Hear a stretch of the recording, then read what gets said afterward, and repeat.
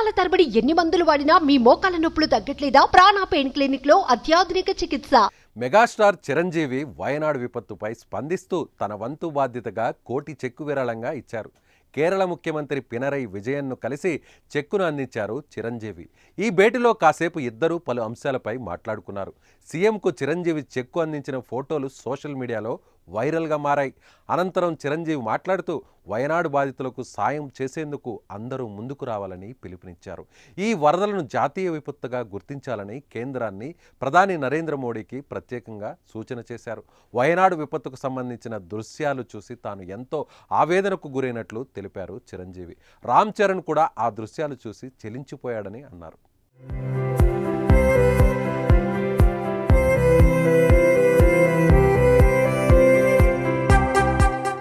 Kerala CM relief ఫండ్కు తన కుమారుడు రామ్ చరణ్తో కలిసి చిరంజీవి కోటి విరాళాన్ని ప్రకటించిన విషయం తెలిసిందే. ఈ నేపథ్యంలోనే కేరళ సీఎం విజయన్ను కలిసి చిరంజీవి చెక్కు అందించారు. ఇటీవల కురిసిన భారీ వర్షాలు వయనాడులో పెను విషాదాన్ని నింపాయి. కొండ చర్యలు విరిగిపడడంతో 400 మందికి పైగా ప్రాణాలు కోల్పోయారు. బాధితులను ఆదుకునేందుకు ప్రముఖులు ముందుకొచ్చారు. సినీ హీరోలు ప్రభాస్, అల్లు అర్జున్, సూర్య, కార్తీ, నయనతార దంపతులు, కమల్ హాసన్, విక్రమ్, ఫహాద్ ఫాజిల్, రష్మిక తదితరులు కూడా తమ వంతుగా ఆర్థిక సాయాన్ని అందించారు. టాలీవుడ్ నుంచి ప్రభాస్ భారీ మొత్తంలో 2 కోట్లను వయనాడు బాధితులకు అందించారు. మోహన్ లాల్ 3 కోట్ల సాయాన్ని ప్రకటించారు. ఆర్మీ అధికారి హోదాలో మోహన్ లాల్ సహాయక చర్యలను పర్యవేక్షించారు.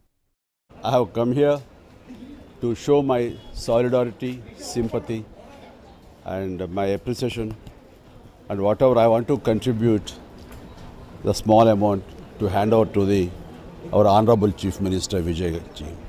We cannot bring back all the lives who lost, but at least here we are to show our sympathy and concern and support whatever way it will be, and people should come forward. So I urge everyone, please, this is a time where you have to show your humanitarian and come forward and give the moral support.